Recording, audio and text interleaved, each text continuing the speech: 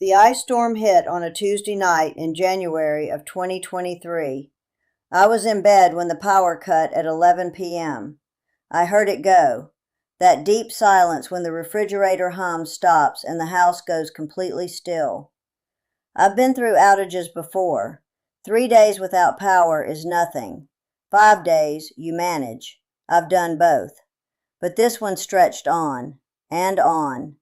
19 days before the lines were back up in our part of Kentucky. 19 days of ice, wind, and a house that dropped to 47 degrees inside. My neighbors down the road lost everything in their freezer by day 4, lost their refrigerator food by day 2, threw out meat, eggs, milk, leftovers, vegetables, condiments, things they'd paid good money for and never thought twice about stocking. One family I know lost close to $400 in food. Another said it was more. They were embarrassed and exhausted and angry at the power company, and I understood that. But the food loss, that part didn't have to happen. I didn't throw out one egg, not one piece of meat, not one jar of milk, not one head of cabbage or one potato or one block of cheese. Everything I had going into that outage came out the other side, either eaten on a schedule, preserved by methods that have nothing to do with electricity, or moved into a cold space that nature itself was providing free of charge. People ask me how. They assume I got lucky with the cold, or that I had some fancy generator set up. I don't. I have a camp stove, a root cellar I dug myself, and 19 years of listening to a woman named Opal tell me what food actually needs to survive without power. The difference between what I did and what my neighbors did was not luck, and it was not equipment. It was knowledge. It was preparation. And it was a way of thinking about food that most people in this country have completely forgotten. I want to share all of it with you today. Not in theory, not in generalities, in the exact sequence I used with the exact reasoning behind each decision, so that if your power goes out tomorrow, for 3 days, or for 30, you know what to do in the first hour, the first day, the first week, and beyond. My name is Sue Ellen. I live on 12 acres in rural Kentucky with my husband and, until last spring, with my mother-in-law Opal, who passed at 87 years old and knew more about keeping food alive without power than anyone I have ever met in my life. I worked for 18 years as a licensed practical nurse before I retired in 2015. I know how systems work. I know what happens when they fail. And I know that the body and the homestead can manage almost anything if you understand the fundamentals before the crisis hits. This channel is built on those fundamentals. Real methods, real cost, real results from a real kitchen on a real 12-acre property. If you haven't subscribed yet, do that now and leave me a comment telling me where you're watching from. I want to know who's out there. A lot of what I share here took me years and a patient 87-year-old woman to learn, and I'm not charging you a dime for it. The first 24 hours of a power outage are where most people make their worst mistakes, and the worst mistake of all is opening the refrigerator or the freezer too soon. I know it feels wrong to leave it closed. You want to check on things. You want to assess. But here is what you need to understand. A refrigerator that stays closed will hold its temperature at a food-safe level for approximately 4 hours after power loss. A full chest freezer, closed and untouched, will stay at a safe temperature for 48 hours, 2 full days. If you open it every hour to check, you cut that time down dramatically. Every time that door opens, cold air pours out and warm air floods in. The food is safer closed than checked. I did not open either appliance for the first 12 hours. By then, I had a very clear picture of what the outdoor temperature was going to do over the next few days. It was holding at 22 degrees Fahrenheit overnight, climbing to maybe 32 during the day. That is not a problem. That is a solution. January in Kentucky is not your enemy when the power goes out. It is your deep freezer, your cold room, and your refrigerator all in one. The enemy is not knowing how to use it. After 12 hours, I opened the refrigerator once, with a plan, and I moved quickly. I did not browse. I had already made a mental list of what was in there and what the priority order was. Meat and dairy first. Always. Those are the highest perishability items, the ones that will make you sick fastest if they warm up past 40 degrees for more than 2 hours. I pulled out the chicken thighs, the ground beef, the block of sharp cheddar, the butter, and the milk. That was the first run. I moved them directly to the cooler I had already staged in the garage. The garage was holding at 28 degrees. The cooler I used is a heavy-duty model with a tight sealing lid, and I had packed snow, there was plenty of it, around the outside to give it additional insulation. The internal temperature of that cooler stayed between 28 and 34 degrees for the next 8 days without adding anything. I did not need to buy ice. I did not need a generator. I needed to understand that cold outside was free and abundant, and that the goal was simply to manage it the way the food needed. After the meat and dairy were secured, I went back in for eggs, condiments, and the produce that would struggle at room temperature. The eggs from our own chickens were unwashed. This matters enormously, and I'll explain it in a moment. The condiments, mustard, ketchup, hot sauce, pickles, I left in the refrigerator with the door closed, because they are high in acid or salt and will hold safely for days even at warmer temperatures. I was not going to waste cold storage space on a jar of pickles. The root vegetables, potatoes, sweet potatoes, turnips, parsnips, beets, I moved to the root cellar. They were already there, most of them. I keep them there year-round. The root cellar sits at a consistent 45 to 55 degrees in winter without any help from me. That is where root vegetables want to live, not in a refrigerator. The refrigerator is too cold and too dry for potatoes. The root cellar is exactly right. If you don't have a root cellar, your basement floor in January comes close. Put the vegetables in a wooden crate or a cardboard box and set them directly on the concrete. Cold rises from the floor in winter. Use it. Now, about the eggs. If your eggs come from a grocery store, they have been washed.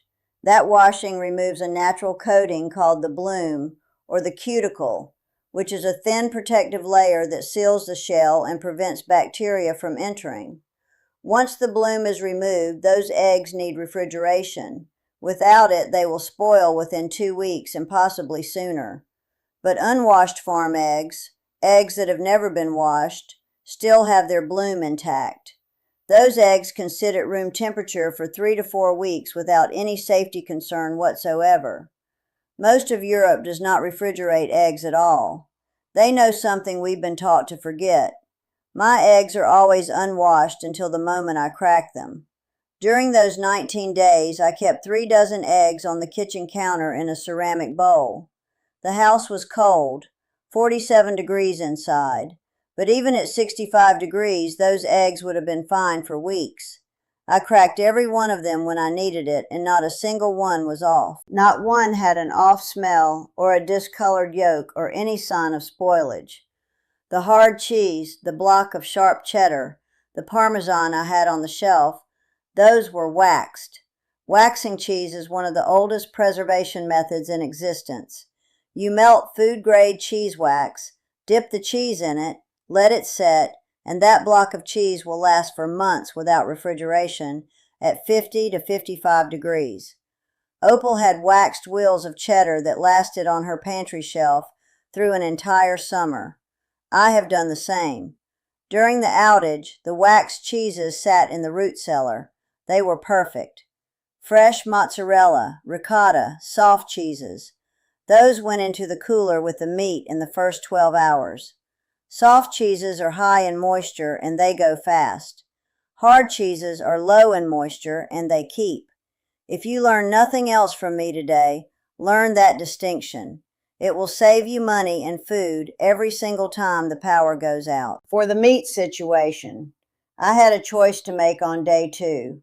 I had chicken thighs and ground beef that were safe in the cold garage, but I knew the outdoor temperature might rise later in the week. When I checked the 5-day forecast and saw a warming trend coming on days 6 and 7, I made the decision to cook and can the meat rather than risk it. This is what Opal taught me. When you're not sure the cold will hold, cook it. Cooked and canned meat lasts for years. Raw meat in uncertain temperatures lasts hours. I fired up the camp stove on the back porch. It runs on propane, and I keep 4 spare canisters at all times. I browned the ground beef with salt, onion, and garlic, packed it into clean canning jars, pressure canned it using the camp stove. Yes, you can pressure can on a camp stove. It takes patience with the flame adjustment, but it works. That ground beef went into jars and onto the pantry shelf and sat there safely for the rest of the outage and for several months after. We ate some of it in April. It was fine. The chicken thighs I roasted in the Dutch oven on the camp stove, long, low heat, with broth. Then I shredded the meat and canned that too. Chicken in jars, ready to eat, shelf stable, no power needed. The broth went into jars as well. Nothing was wasted. The bones went into a pot with water and vegetables and made more broth. That broth got canned too. By the end of day 3, I had turned raw refrigerated meat into shelf-stable protein that did not need 1 more minute of cold storage. This is what Opal meant when she said the food is the money. You do not throw it out any more than you throw out cash. You find the method that preserves it. You work a little harder on the front end so you don't lose it on the back end. She grew up in a household where throwing out food was not an option. It was not a moral stance, it was a survival reality. If you wasted what you had, you went without. That understanding is almost completely gone from American kitchens. I've been trying to bring it back. Opal was 19 years old when the Depression hit. She grew up on a tobacco farm in western Kentucky, and she told me many times that they were already poor enough that the Depression didn't change much for them. What they had, they kept. She remembered the first time the power went out on their farm for an extended period. She was in her 30s by then, married, with children, and they were without electricity for 11 days in August. Summer. That is a much harder problem than January. What did they do in August without refrigeration? They had a smokehouse. They had a salt barrel. They had a spring house built over a cold water spring that kept dairy and produce at about 50 degrees year-round. And they had the knowledge that cold and salt and smoke are the 3 oldest preservation technologies in human history. None of them require electricity. All of them work. She taught me the salt cure method for pork the way her mother had taught her. You pack the meat, thick cuts, shoulder, belly, in coarse kosher salt, layer after layer in a ceramic crock. The salt draws the moisture out, creates an inhospitable environment for bacteria, and preserves the meat for weeks at cool temperatures. You rinse it before cooking, soak it if it's very salty, and cook it low and slow. I have done this in summer when my chest freezer went out unexpectedly. Saved 12 pounds of pork with nothing but salt and a crock. She also taught me the larder mentality, which is something completely separate from emergency preparedness. The larder is not about panicking and buying things because a storm is coming. The larder is a permanent state. You always have enough. You always have more than you need right now.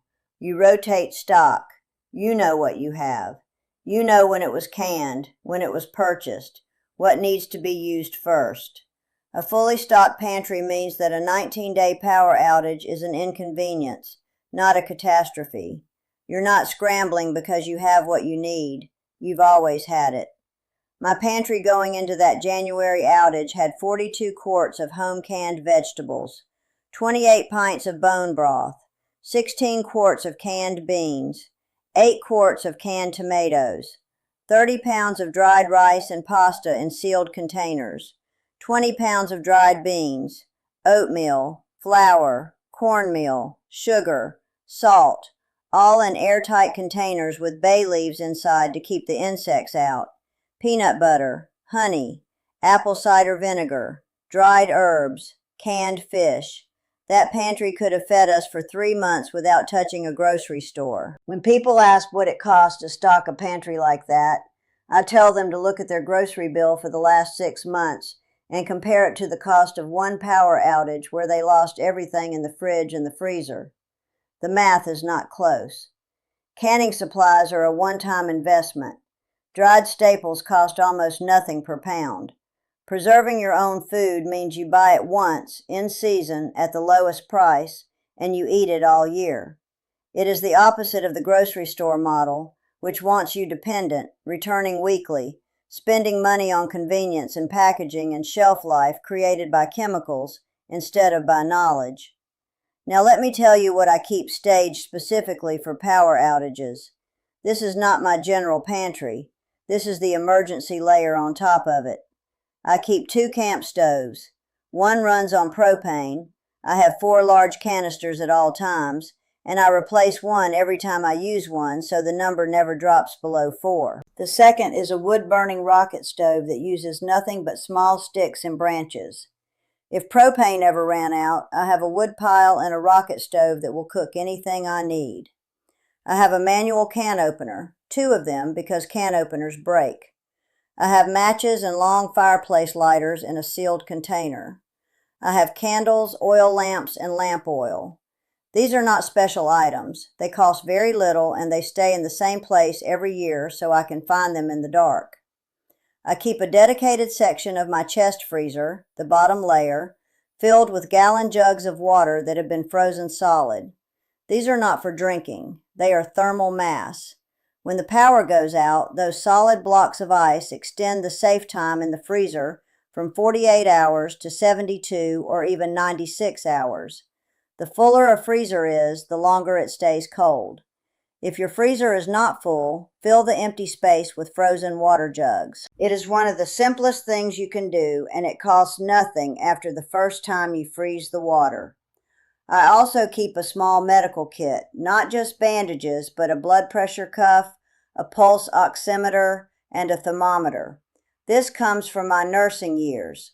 When you're isolated for 19 days and someone in your household has a health condition, you need to monitor it. But that is a conversation for another day. The total investment in my emergency layer, the camp stoves, the propane, the extra coolers, the frozen water jugs, is less than $200.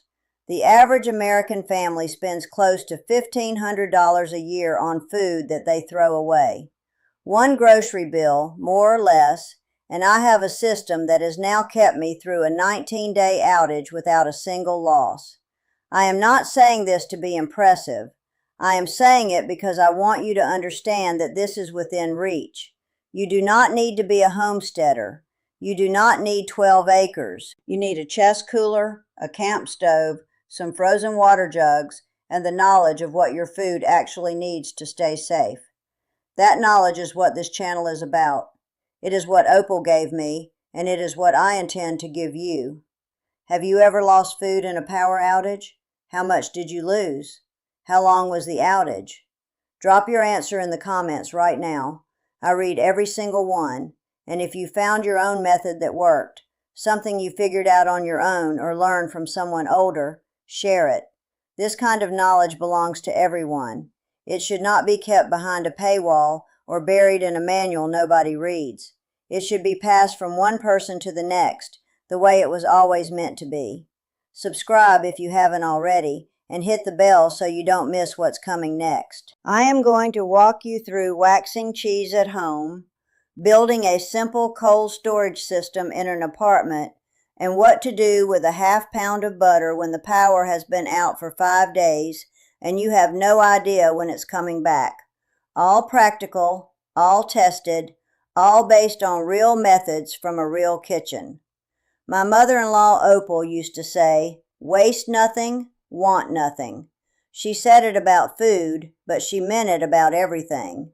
19 days without power and not one piece of food lost. That was her teaching, not mine. I was just smart enough to listen. This is how I was raised, and I'm passing it on to you.